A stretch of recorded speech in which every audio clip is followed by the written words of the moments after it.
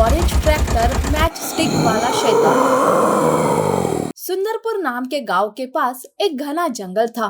एक दिन किशन लाल अपनी भेड़ बकरियां जंगल में चरा रहा था कि तभी एक पेड़ वहां से उखड़ जाता है और पाताल लोक से एक मैच स्टिक वाला शैतान बाहर आता है। किशन लाल बहुत ही डर जाता है। वो शैतान किशन लाल से कहता है, तुम्हें पता है कि वो 8 व्हील ऑरेंज ट्रैक्टर कहाँ है? नहीं, मुझे नहीं पता। तो फिर पता करो और मुझे जल्दी से बताओ। तब तक मैं तुम्हारी सारी भेड़ बकरियां अपने पास रखता हूँ। ऐसा कहकर शैतान किशन लाल की सारी भेड़ बकरियां लेकर वापस पाताल लोक चला जाता है। किशन लाल भागते हुए अपने घर चला जाता है और अपने बेटे बिरजू को सारी बात बताता है। पिताजी, आपकी तबीयत तो ठीक है ना? आप ये कैसी अजीब अजीब सी बातें कर रहे हो? सच में उस मैचस्टिक वाले शैतान ने हमारी सारी भेड़ बकरियां ले गया है और 8 व्हील ऑरेंज ट्रैक्टर का पता निकालने के लिए कहा है। ये तो बहुत गंभीर बात है पिताजी, पर वो 8 व्हील ऑरेंज ट्रैक्टर हमें कहाँ मिलेगा? दोनों बाप बेटे सोच में पड़ जाते हैं। वो पाताल लोक का मैचस्टिक वाला शैतान बार बार जंगल में हर किसी के साथ ऐसे ही करता। कभी बकरियां, गाय और तो कभी कभी इंसानों को भी गायब करने लगा था। ये सिलसिला तो बढ़ता ही। गांव के लोग जंगल जाने के लिए डरने लगे थे। तब बिरजू सोचता है कि कैसे भी करके उस 8 व्हील ऑरेंज ट्रैक्टर को खोजना ही पड़ेगा। पर आखिर इस ट्रैक्टर की उस शैतान को क्या जरूरत होगी, ये भी पता करना पड़ेगा। ऐसा कहकर बिरजू 8 व्हील ऑरेंज ट्रैक्टर को खोजने के लिए निकल पड़ता है। खोजते हुए एक जगह पर उसे 8 व्हील ऑरेंज ट्रैक्टर दिखाई देता है। बिरजू उस ट्रैक्टर के पास जाता है। उस ट्रैक्टर को देखकर बिरजू तो चकित हो जाता है और कहता है, अरे वाह, ये तो बड़ा ही कमाल का ट्रैक्टर है। पहली बार मैंने अपनी जिंदगी में ऐसा 8 व्हील ऑरेंज ट्रैक्टर देखा। पर आखिर ये ट्रैक्टर है किसका? तभी वहां उस ट्रैक्टर का मालिक सोहन वहां आ जाता है और बिरजू को देखकर कहता है, अरे तुम कौन हो और यहाँ क्या कर रहे हो? तब बिरजू उसे खुद के बारे में और उस मैच स्टिक वाले शैतान की बात बताता है और किस तरह से वो इस ट्रैक्टर के लिए गांव के लोगों को परेशान कर रहा है ये भी बताता है। तब सोहन कहता है, अच्छा, तो वो शैतान फिर से वापस आया। पिछली बार मेरे ही ट्रैक्टर ने उसे पाताल लोक भेजा था। अब उसे अपनी ताकत बढ़ाने के लिए ये 8 व्हील ऑरेंज ट्रैक्टर चाहिए होगा, पर ये मैं होने नहीं दूंगा।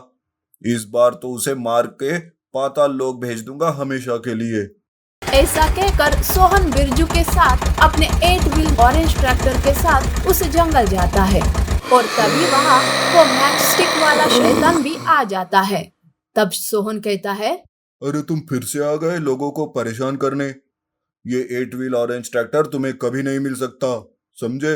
अरे तो मैंने भी कोई कच्ची गोलियां नहीं खेली। इसे तो मैं किसी भी कीमत पर हासिल करके ही रहूंगा। मैच स्टिक वाला शैतान सोहन और बिरजू पर हमला करता है। वो दोनों भी ट्रैक्टर से नीचे गिर जाते हैं। तब उस 8 व्हील ऑरेंज ट्रैक्टर की जादुई शक्ति जागृत हो जाती है और उस मैच स्टिक शैतान पर वार करने लगती है। फिर उस 8 व्हील ऑरेंज ट्रैक्टर से जलती हुई मैच स्टिक निकलती है और उस मैच स्टिक शैतान को जला देती है। देखते ही देखते शैतान राख में बदल जाता है।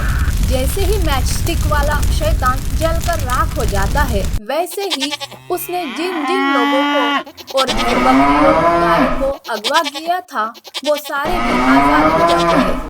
तब सोहन उस मैच स्टिक शैतान की राख जंगल में एक जगह गड्ढा करके डाल देता है और उसके ऊपर एक पेड़ लगा देता है। मैच स्टिक शैतान की मरने की बात बिरजू सारे गांव में बताता है तो गांव वाले भी बहुत खुश हो जाते हैं और सोहन अपना 8 व्हील ऑरेंज ट्रैक्टर लेकर वहां से चला जाता है। गरीब की किस्मत और मैचस्टिक वाला शैतान। सभी गांव वाले बड़े ही चिंतित थे। वो अपनी अपनी किस्मत को लेकर कोस रहे थे। उस दिन मीना अपने बेटे से कहती है, बेटा, मुझे जाने दो। आज गुफा में तुम्हारे बदले मैं तुम्हें यूं मरते नहीं देख सकती। हे भगवान, ये कैसी किस्मत पाई है मैंने, जो अपने बेटे को मरने से बचा नहीं पा रही हूँ। मीना अपने बेटे को गुफा में जाने से रोकती है, पर गांव वालों का ये नियम था कि हर रोज गांव के एक घर से कोई भी एक उस गुफा में जाएगा, इसलिए मीना का रोना धोना कोई नहीं सुनता। गांव वाले मीना को समझाते हैं और उसके बेटे को गुफा में भेज देते हैं, लेकिन आखिर उस गुफा में ऐसा क्या था? दरअसल कुछ दिनों पहले उस गांव में एक मैस्टिक वाला शैतान घुस आया था, जो गांव में बहुत दहशत मचा रहा था। वो कभी कभी गांव में आता और तबाही मचाकर चला जाता था। बस तबाही से बचने के लिए गांव वालों ने मिलकर यह फैसला लिया था, जिसके चलते मीना के बेटे की आज उस गुफा में जाने की बारी थी। दूसरे दिन अब सीता के बेटे का नंबर था। तब सीता कहती है, मीना, मैं तुम्हारा दुख समझ सकती हूँ। आज तू रो रही है, कल मेरा भी यही हाल होने वाला है। मीना, अब हम कर भी क्या सकते हैं अपनी किस्मत के ऊपर रोने के सिवा। मीना सीता को समझाकर दूसरे दिन तैयार करती है। दूसरे दिन फिर से हर कोई सीता के बेटे को गुफा में भेजने के लिए तैयारी कर रहे थे कि तभी वहां सूरज अपने दोस्त छुट्टन के साथ आता है। सूरज बहुत ही हिम्मत वाला लड़का था। तब छुट्टन कहता है, अरे यहाँ लड़की के बजाय लड़के की विदाई हो रही है और ये सब देखो कैसे रोनी सूरत बना के बैठे हैं। छुट्टन मजाक करके हंसने लगता है। तब सूरज उसे रोकता है और सबसे उदासी का कारण पूछता है। तब उसके सामने मैस्टिक वाला शैतान की बात आती है।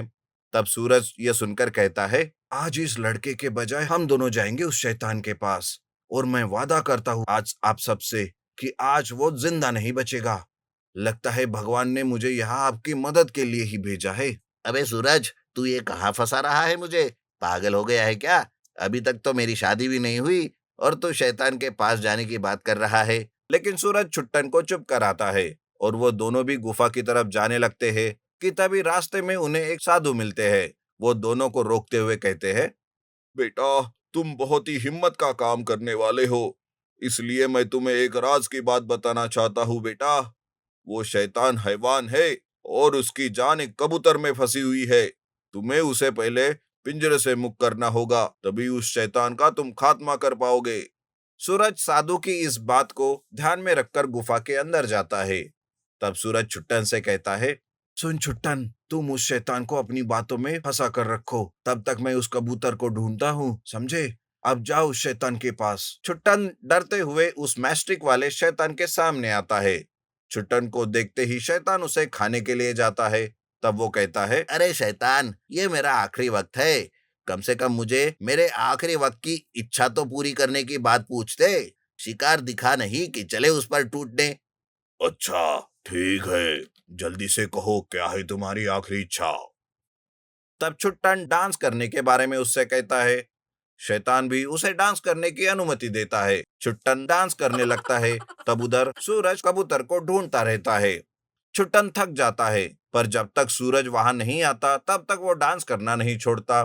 तब थोड़ी देर में ही कबूतर के पिंजरे को लेकर वो वहां आ जाता है। छुट्टन रुक जाता है और सूरज कहता है, सुनो शैतान, तुम्हारा आखिरी वक्त आ गया है। देखो, मैं तुम्हारी मौत तुम्हारे सामने लेकर आया हूँ। नहीं नहीं, छोड़ दो उस पिंजरे को।